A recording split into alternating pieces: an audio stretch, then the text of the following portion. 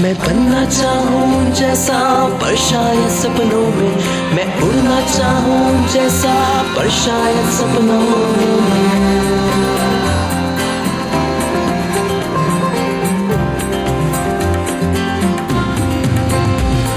सपनों की है उड़ान, काटे बदले फूल समान, रोक न पाए वो मुझको मुट्ठी में मेरी है आसमां।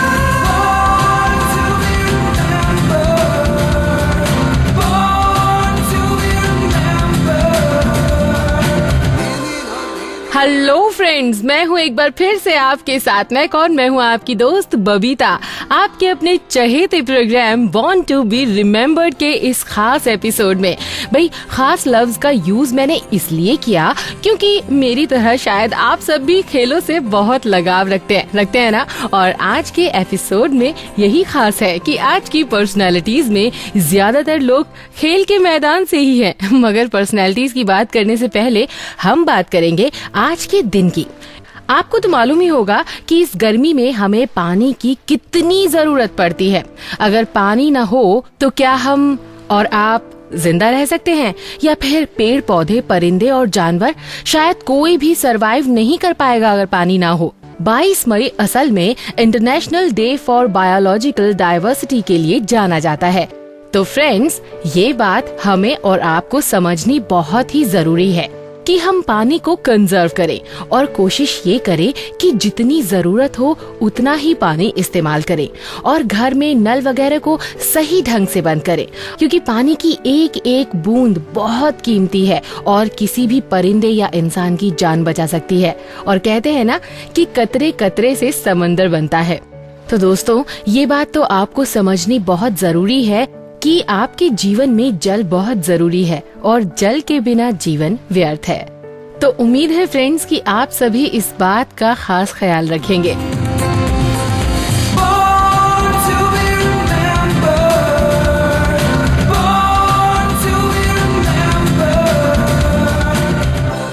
Welcome back friends, born to be remembered सुन रहे हैं आप बबीता के साथ। और हमने पानी की बात की, और पानी एक बहुत ही सीरियस इशू है जिस पर हम सभी को गौर करने की जरूरत है। मगर साथ ही साथ मुझे आपको प्रोग्राम में आगे ले जाने की भी जरूरत है, और इसीलिए अब मैं आपको एक ऐसी पर्सनालिटी के बारे में बताने जा रही हूँ जिसके बारे में सुनना और जानना बच्चों को बहुत पसंद आएगा। लेकिन इसका मतलब ये नहीं है कि आप उनके बारे में जानने की चाह नहीं रखते। दोस्तों, दिल से तो हम सभी बच्चे ही है ना। इसलिए तो मशहूर सॉन्ग राइटर गुलजार साहब ने लिखा था, दिल तो बच्चा है जी। असल में मैं जिस शख्स और व्यक्तित्व की बात करने जा रही हूँ वो एक मशहूर कॉमिक बुक राइटर थे। दोस्तों, अब तो आप समझ ही गए होंगे कि मैंने शुरुआत में बच्चों की पसंद का जिक्र क्यों किया था। मैं नाम बताने से पहले उनकी उस कॉमिक बुक का नाम आपको बताऊंगी जिसने उन्हें शोहरत की बुलंदियों पर बैठा दिया। तो दोस्तों, आपको भी याद होगा कि बचपन में आप कितने शौक से द एडवेंचर्स ऑफ टिंटिन पढ़ा करते थे। लेकिन आज के दौर में बच्चों को किताब के साथ साथ टिंटिन के एडवेंचर की कहानियां टेलीविजन पर भी देखने को मिल जाती है ना। तो चलिए, इससे पहले मैं आगे बढ़ूं, आपको कुछ सुनवा देती हूँ, उसके बाद लौटूंगी बॉर्न टू बी रिमेम्बर्ड में। It won't be long now. Your assistant must have contacted the Bordurian Secret Service and told them about Calculus coming to visit. One of their spies knocked you out and waited for the professor to arrive. Now I see how it happened. The trouble is, what have they done to Calculus? तो दोस्तों, सुना आपने इस clipping को? मजेदार थी ना? Well, चलो आगे बढ़ते हैं। भाई, जिन्होंने इस कॉमिक बुक सीरीज को 1929 में लिखना शुरू किया और अपने निधन से पहले तक वो इसको लिखते रहे, यानी कि 1983 तक टिंटिन के हैरत अंगेज दास्तानों से हमें गुदगुदाते रहे और हौसला दिलाते रहे। दोस्तों, 22 मई 1907 को बेल्जियम में जन्मे हर्ज का असल नाम जॉर्ज प्रॉस्पर रेमी था, लेकिन दुनिया ने उन्हें उनके पेट नेम हर्ज के नाम से ही जाना और पहचाना। 1914 से 1918 के बीच हर्ज प्राइमरी स्कूल से ही स्केचेस बनाने के शौकीन थे, और उन स्केचेस में एक बात जो बहुत खास थी ना, वो ये थी कि उनकी हर स्केच कहीं ना कहीं से एक हीरो की तलाश में थी। जो कि उनकी ही उम्र का हो, यानी कुछ नहीं तो 10 साल या 12 साल का मान लीजिए। हर्ष की नोटबुक के हर पन्ने पर कहीं नीचे एक ऐसी स्केच होती थी जिसमें एक छोटा सा आदमी जर्मन से लड़ता हुआ दिखाया जाता था। और ये ऐसा इसलिए होता था क्योंकि उस वक्त जर्मनी बेल्जियम पर कब्जा करने की कोशिश कर रहा था। और ये बात नन्हे हर्ष को शायद बहुत बुरी लगती थी। उनके हर स्केच में ना हीरो का कोई नाम था और ना आगे पीछे कोई कहानी। उनके दिमाग में अगर कुछ था तो वो बस एक ही बात, बॉय हीरो की तलाश। और उस बॉय हीरो की तलाश हर्ष के लिए कुछ ऐसी थी कि वो उसको पाने के लिए जोसेफ बारा के आर्टिकल पिटी लॉरस को बार बार पढ़ते थे, कभी चुपचाप तो कभी जोर जोर से। अब आप सोच रहे होंगे कि उस आर्टिकल में ऐसा क्या खास था जिसने हर्ष पर इतना असर किया कि वो हर पल उसी के बारे में सोचते थे। तो मैं आपको बताती हूँ ना वो बात। उसमें एक बच्चे को जोर जोर से लॉन्ग लिव द किंग चिल्लाने को कहा जाता है, मगर वो बच्चा रोता है और कहता है लॉन्ग लिव द रिपब्लिक, और इसी के साथ गोली की आवाज आती है और वो बच्चा जमीन पर गिर जाता है। वैसे आपको पता है फ्रेंड्स, इतनी कहानियां लिखने वाले हर्ष पढ़ाई में कोई बहुत ब्राइट स्टूडेंट नहीं थे। ज्यादातर वो अपने दोस्तों के साथ खेलों में ज्यादा दिलचस्पी लेते थे। सेकेंडरी स्कूल में उन्होंने बॉय स्काउट्स ज्वाइन कर लिया और जल्द ही अपनी ड्राइंग और स्केचेस की वजह से वो स्काउट लीडर की नजर में आ गए। और फिर क्या था, जल्दी ही वो स्काउट मैगजीन का इलस्ट्रेशन करने लगे और यहीं उन्होंने अपने पहले कैरेक्टर टोटर को जन्म दिया, आगे चलकर जिसमें टिंटिन को बनाने में एक अहम भूमिका अदा की। वैसे तो फ्रेंड्स, वो द एडवेंचर्स ऑफ टिंटिन से पहले कभी बेल्जियम से बाहर गए ही नहीं थे, मगर जब नाम और शोहरत मिली तो उन्होंने खुद जाकर उन जगहों को देखा जहां जहां उनका कैरेक्टर टिंटिन अपने एडवेंचरस सफर पर गया। लेकिन दोस्तों, यहाँ एक जरूरी बात मैं जो आपको बताना चाहूंगी वो ये है कि पहली बार हर्ष ने टिंटिन को ला पिटी विंग्स्टीम के लिए 1929 में बनाया था और ये इतना मशहूर हुआ दोस्तों कि हर्ष अपने निधन तक टिंटिन के साथ दुनिया की सैर करते रहे। आज इस महान कलाकार के जन्मदिन पर हम उन्हें सलाम करते हैं।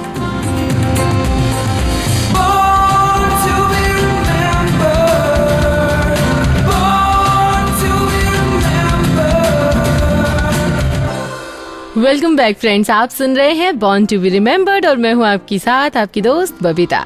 तो दोस्तों, टिंटिन के एडवेंचरस से अब आपको थोड़ा सा आगे लेकर चलते हैं और आपको एडवेंचर, सस्पेंस, मिस्ट्री की दुनिया में लेकर चलते हैं। एक ऐसी दुनिया जहां हर कदम पर ढेर सारे राज छुपे हैं। अरे दोस्तों, आप लोग कहाँ खो गए? अच्छा, लगता है आप मेरी तरह शर्लक होम्स की दुनिया में खो गए। वैसे शर्लक होम्स के जबरदस्त जासूसी कारनामे तो आपने बहुत पढ़े होंगे, लेकिन आज हम शर्लक होम्स की बात नहीं करेंगे। आज हम आपको बताएंगे उस राइटर के बारे में जिन्होंने इस जासूसी कैरेक्टर को जन्म दिया और अपनी कलम से ऐसी कहानियां रची जिसने लोगों के रोंगटे खड़े कर दिए। ये है sir Arthur Ignatius Conan Doyle. तो अब आपको उनके बारे में जान लेना चाहिए ना। मुझे पता है आप बहुत बेकरार हैं उनके बारे में जानने के लिए। तो भाई, sir Arthur Ignatius Conan Doyle का जन्म 22 मई 1859 को स्कॉटलैंड में हुआ। ये पेशे से एक फिजिशियन थे जो आगे चलकर डिटेक्टिव शर्लक होम्स को जन्म देने वाले राइटर के नाम से मशहूर हुए। ये इसी कैरेक्टर की देन है कि उन्हें क्राइम फिक्शन का बेहतर लेखक माना जाता है फ्रेंड्स। वैसे उनकी राइटिंग शर्लक होम्स तक ही सीमित नहीं थी।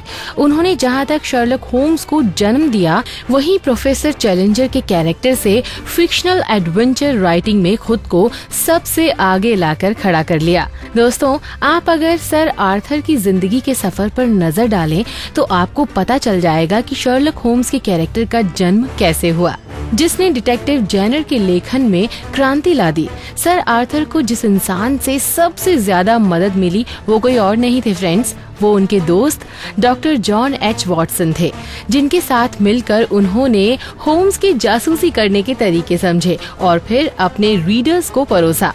ये तो मैंने आपको ऊपर भी बताया था फ्रेंड्स कि सर आर्थर पेशे से फिजिशियन थे। अपनी मेडिकल ट्रेनिंग के दौरान अलग अलग जगहों का एक्सपीरियंस लेने वाले कॉनन डॉयल ने उन्हीं एक्सपीरियंसेस को इकट्ठा करके शर्लक होम्स के कैरेक्टर की नींव रखी फ्रेंड्स। मेडिकल में जांच के तरीकों से उन्होंने होम्स की जासूसी तरीकों की नींव रखी। दोस्तों, ज्यादातर सर आर्थर की जासूसी कहानियां एडवर्डियन और विक्टोरियन दौर के इंग्लैंड को सामने रखकर लिखी गई थीं। पहली बार शर्लक होम्स 1887 में लिखी गई, अ स्टडी इन स्कारलेट में नजर आए और फिर उसके बाद तकरीबन 55 कहानियां और 4 नॉवेल्स में होम्स मुख्य कैरेक्टर रहे। इसके अलावा फ्रेंड्स, सर आर्थर ने कई फिक्शन और नॉन फिक्शन कहानियां भी लिखी, जिनमें 1895 में पब्लिश हुई द स्टार्क मूनरो लेटर्स, 1896 में द एक्सप्लॉइट्स ऑफ ब्रिगेडियर ग्रियार्ड और 1924 से 30 में पब्लिश हुई मेमोरीज एंड एडवेंचर्स मुख्य हैं।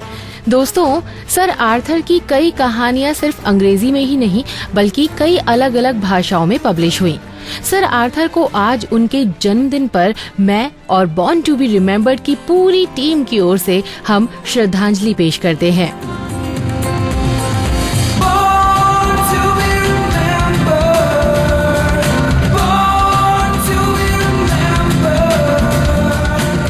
दोस्तों, बॉर्न टू बी रिमेम्बर्ड सुन रहे हैं आप और ये सफर कैसा जा रहा है? बढ़िया ना? वैसे भी हिस्ट्री जितनी इंटरेस्टिंग होती है, सुनने में याद करने में थोड़ी सी टफ होती है, लेकिन भाई हम आपको हिस्ट्री का पार्ट इतने एंटरटेनिंग तरीके से पेश कर रहे हैं ना कि मुझे पता है कि आप लोगों को मजा जरूर आ रहा होगा। अब थोड़ा सा और आगे बढ़ा जाए और अपने सफर को थोड़ा और आगे बढ़ाया जाए। दोस्तों, हमने इंग्लैंड के एक ऐसे शख्स की बात की जिन्होंने हमें जासूसी नॉवेल्स का एक ऐसा कैरेक्टर दिया जो कि अमर हो गया। और दोस्तों, अब हम अपने प्रोग्राम को थोड़ा सा आगे बढ़ाते हैं और बात करते हैं इंग्लैंड के फुटबॉल क्लब मैनचेस्टर यूनाइटेड की ओर से खेलने वाले एक ऐसे खिलाड़ी की जिन्हें बेस्ट कहा जाता है। George Best of the San Jose Earthquakes. The goal of the year should be the result of exceptional individual or team skill and should show both the combination of power and finesse, and George Best truly had both. Unbelievable goal by George Best. हाँ दोस्तों, मैं बात कर रही हूँ Irish international football player George best की। George best अपने दौर के उन खिलाड़ियों में हैं जिन्हें आप इनविंसिबल यानी अपराजय कह सकते हैं।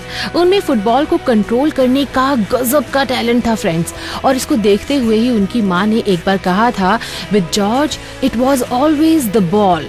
अब मैं जब आपको जॉर्ज बेस्ट की जिंदगी और उनके खेलों में पाई गई उपलब्धियों के बारे में बताने जा रही हूँ तो मेरे दिमाग में एक बात तो चल रही है, और दोस्तों वो भी मैं सोच रही हूँ कि अब आपको बता ही दूँ। तो मुझे जाने क्यों ऐसा फील हो रहा है कि अगर मैं जॉर्ज बेस्ट के एक हर मैच के बारे में आपको बताने बैठ गई ना तो शायद कई दिन मैं रेडियो पर ही बोलती रहूंगी और आप सुनते रहेंगे। तो मैं आपको जॉर्ज बेस्ट के बारे में कुछ इम्पोर्टेंट बातें ही बताऊंगी। तो दोस्तों, जॉर्ज बेस्ट का जन्म आज ही के दिन यानी कि 22 मई 1946 को नॉर्थ आयरलैंड के बेलफास्ट शहर में हुआ। फुटबॉल की शुरुआत उन्होंने एक लोकल बॉयज क्लब से की। वैसे तो दिखने में वो काफी पतले दुबले थे, मगर उससे उनके टैलेंट पर कोई भी फर्क नहीं पड़ा। लोकल बॉयज क्लब के साथ ही उन्होंने अपने खेल का जौहर दिखाना शुरू कर दिया था, मगर उनकी पढ़ाई कुछ दिन के लिए उनके खेल के बीच में आ गई। दोस्तों, जब उन्होंने 11 साल की उम्र में ग्रॉसवेनोर हाई स्कूल में एडमिशन ले लिया। दोस्तों, बेस्ट की बदकिस्मती ये थी कि वहाँ सिर्फ रग्बी ही उनके करिकुलम में था। जॉर्ज बेस्ट का फुटबॉल प्रेम इसी बात से नजर आ जाता है कि स्कूल में फुटबॉल न होने की वजह से उनका मन उचाट रहने लगा, और जिसकी वजह से उन्होंने स्कूल स्किप करना शुरू कर दिया, जिसका नतीजा ये हुआ कि वो पकड़े गए।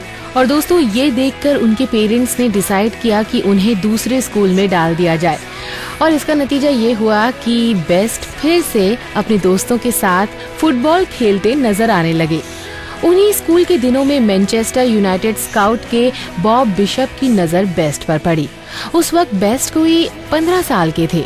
दोस्तों, बॉब बिशप ने उन्हें पहली नजर में परख लिया और यूनाइटेड के मैनेजर मैट बसबी को टेलीग्राम लिख भेजा, I think I have found you a genius। दोस्तों, अब मैं आपको एक बड़ी ही चौंकाने वाली बात बताना चाहूंगी। पता है, बेस्ट के लोकल क्लब ने उन्हें बहुत छोटा और कमजोर कहकर रिजेक्ट कर दिया था। मगर यूनाइटेड के शेफ स्काउट ने ट्रायल के साथ ही उन्हें क्लब में ले लिया। लेकिन बेस्ट को जल्दी ही होम सिकनेस होने लगी और 2 दिन के बाद ही वो घर वापस चले गए। मगर वो लौटकर मैनचेस्टर यूनाइटेड क्लब फिर से ज्वाइन करने के लिए आए और एज एन एमेच्योर फुटबॉलर वो यूनाइटेड से जुड़ गए। दोस्तों, उस वक्त इंग्लिश क्लब्स को इजाजत नहीं थी कि वो किसी आयरिश प्लेयर को अपेरेंटिस पर क्लब में रखें। दोस्तों, 17 साल की उम्र में बेस्ट ने फर्स्ट डिवीजन में अपना डेब्यू किया।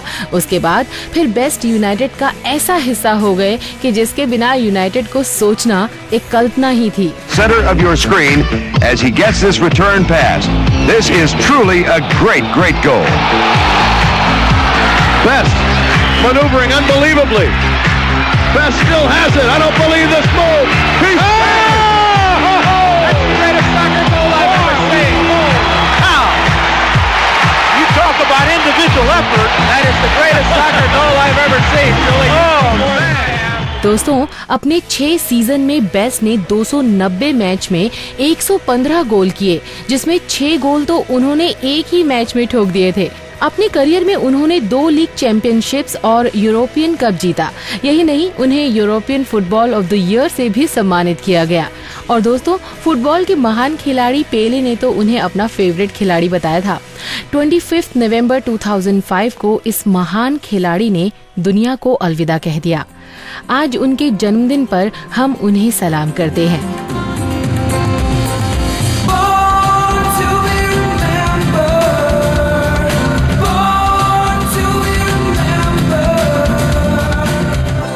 दोस्तों, आप सुन रहे हैं बॉर्न टू बी रिमेम्बर्ड और मजा आ रहा है ना खेलों के इस सफर पर। हाँ जी, और आपकी हम सफर भी तो बढ़िया है। मैं हूँ बबीता।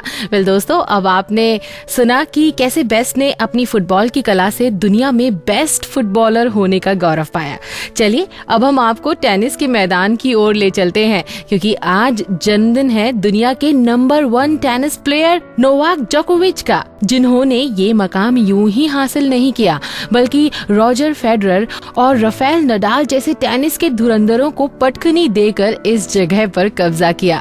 चाहे हम बात करें विंबलडन की या तो ऑस्ट्रेलियन ओपन की कहानियां सुनाएं, नोवाक जोकोविच आपको हर मैदान पर अपनी जीत के झंडे फहराते नजर आएंगे।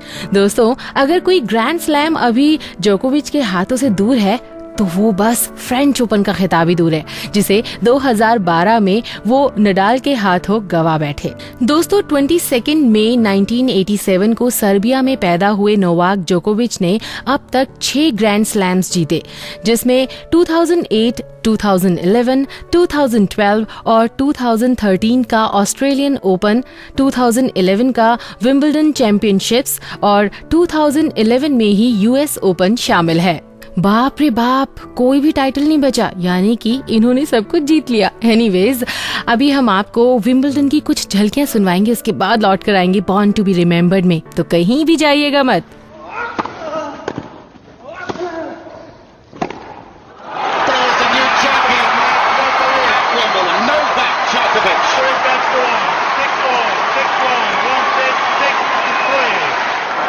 This was the showdown. He's the new world number 1 in every sense. 2011 के कैलेंडर में 3 ग्रैंड स्लैम्स जीतकर जोकोविच दुनिया के ऐसे 6th टेनिस खिलाड़ी बने जिन्होंने एक साल में 3 आउट ऑफ 4 ग्रैंड स्लैम्स पर अपना कब्जा जमाया।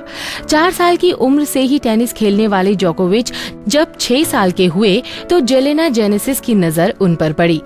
जेलेना का नाम युगोस्लाविया के टेनिस लेजेंड में लिया जाता है और यहीं से जोकोविच के टेनिस के आकाश पर पहुंचने के सफर का आगाज हुआ।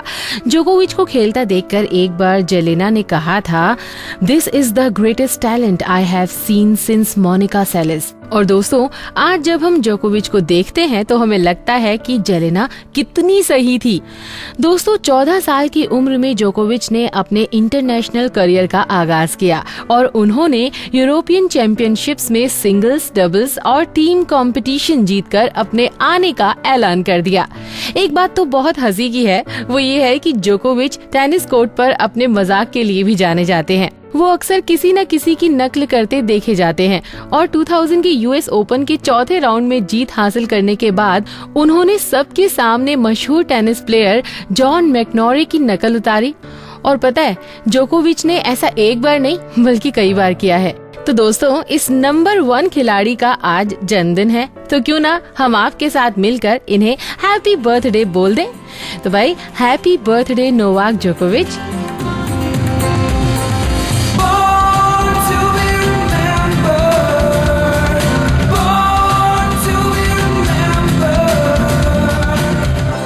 दोस्तों, अब हमारा सफर थोड़ा सा और आगे बढ़ चुका है। आप लोग सुन रहे हैं बॉर्न टू बी रिमेम्बर्ड और मैं हूं आपके साथ बबीता। भाई, आज हमने खेल के मैदान की तो बहुत सारी बातें कर ली, बट अब हम ऐसी हस्ती, ऐसी जिंदगी से आपको रूबरू करवाने आए हैं जिन्होंने अपने काम से समाज को ऐसी रोशनी दी जिसने समाज को नई राह दिखाई। एक ऐसी राह जिसने समाज में अपनी जड़ें जमा चुकी अंधविश्वास और कुरीतियों को जड़ से उखाड़ फेंकने में महत्वपूर्ण भूमिका निभाई। हम बात कर रहे हैं महान समाज सुधारक राजा राम मोहन राय की, जो आज ही के दिन साल 1772 को बंगाल के एक संपन्न परिवार में पैदा हुए। बचपन में ये महान समाज सुधारक समाज के माया मोह से दूर होकर एक साधु बनना चाहते थे, इसलिए वो कुछ सालों तक हिमालय में रहे। लेकिन दोस्तों, उनकी जिंदगी का मकसद अपनी जिंदगी को दूसरों के लिए एक मशाल बनाना था। सही मायनों में एक साधु बनना था जो दूसरों की भलाई में ईश्वर को देखे। ऐसे ही साधु थे राजा राम मोहन राय। खैर दोस्तों, एक बार फिर से वापस आते हैं और बात करते हैं इनकी हिमालय यात्रा की। कुछ दिन हिमालय की पहाड़ियों पर शांति की खोज के बाद वो वापस अपने घर आ गए और यहाँ आते ही उनके पिता ने उन्हें अंग्रेजी की पढ़ाई के लिए पटना भेज दिया। दोस्तों, राजा राम मोहन राय की जिंदगी भी आम युवाओं जैसी ही थी, लेकिन एक घटना ने अंग्रेजी शिक्षा ले रहे इस लड़के की जिंदगी का रुख हमेशा के लिए बदल दिया। वो ऐतिहासिक घटना कुछ यूं थी। दोस्तों, राजा राम मोहन राय के बड़े भाई की मौत हो गई और उस वक्त समाज में पति के मरने के बाद पत्नी को अपने पति के साथ ही सती होने की प्रथा थी। इसी के चलते उनकी भाभी को भी सती होने के लिए बाध्य किया जा रहा था। राजा राम मोहन राय ने इसका विरोध किया। इसी के साथ उन्होंने समाज में सती प्रथा जैसी कुरीति के खिलाफ पहली बार आवाज उठाई और आगे चलकर उनका यही विरोध समाज में बदलाव की नींव बना। दोस्तों, उस समय उन्हें सती प्रथा के खिलाफ आवाज उठाने की सजा मिली और उन्हें समाज से बहिष्कृत कर दिया गया। इतना ही नहीं, उनके परिवार ने भी उनका साथ छोड़ दिया। इतने विरोधों के बाद भी उन्होंने हिम्मत नहीं हारी और सती प्रथा के खिलाफ अपनी आवाज को हिंदुस्तान के कोने कोने तक पहुंचाने की ठानी। धीरे धीरे उनके इस विरोध की आवाज को दूसरे लोगों का भी साथ मिलने लगा। लेकिन सती प्रथा की इस लड़ाई में हिंदुस्तानियों के साथ साथ उन्हें एक ब्रिटिश का भी बहुत साथ मिला, जिनका नाम था लॉर्ड विलियम बेटिक, जिन्होंने राजा राम मोहन राय के साथ मिलकर सती प्रथा के खिलाफ एक कानून पास कराया, जो कि सती प्रथा के खिलाफ लड़ाई में एक बड़ी जीत के तौर पर दर्ज हुआ।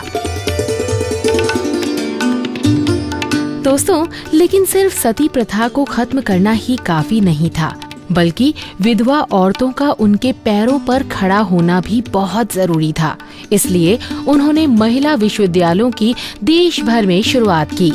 समाज को नई दिशा देने के लिए राजा राम मोहन राय ने 1828 को ब्रह्म समाज की स्थापना की, जिसका मकसद समाज के हर तबके को एक बराबरी पर लाना था और एक ऐसे समाज की रचना करना था जहां औरत मर्द, ब्राह्मण शूद्र, अमीर गरीब सबको एक नजर से देखा जाए। समाज के लिए किए इन्हीं महान कामों की वजह से राजा राम मोहन राय उन महापुरुषों में शामिल हो गए जिनके बिना आज के समाज की कल्पना भी नहीं की जा सकती। आज इस महान समाज सुधारक की पुण्यतिथि पर हम उन्हें शत शत नमन करते हैं।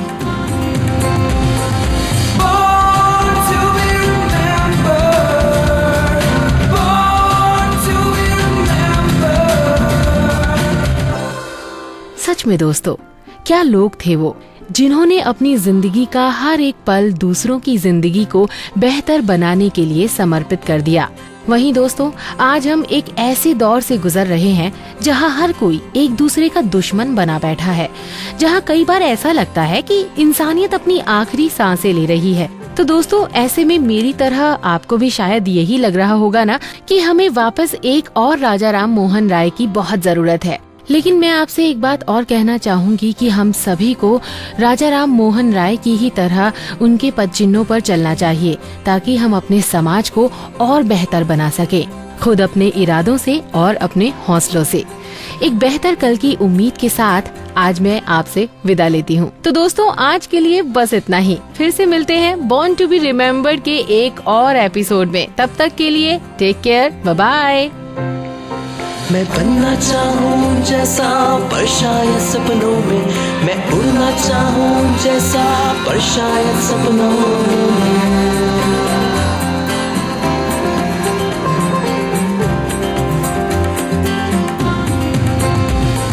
सपनों की है उड़ान, कांटे बन गए फूल समान, रोक न पाए वो मुझको मुट्ठी में मेरी है आसमान।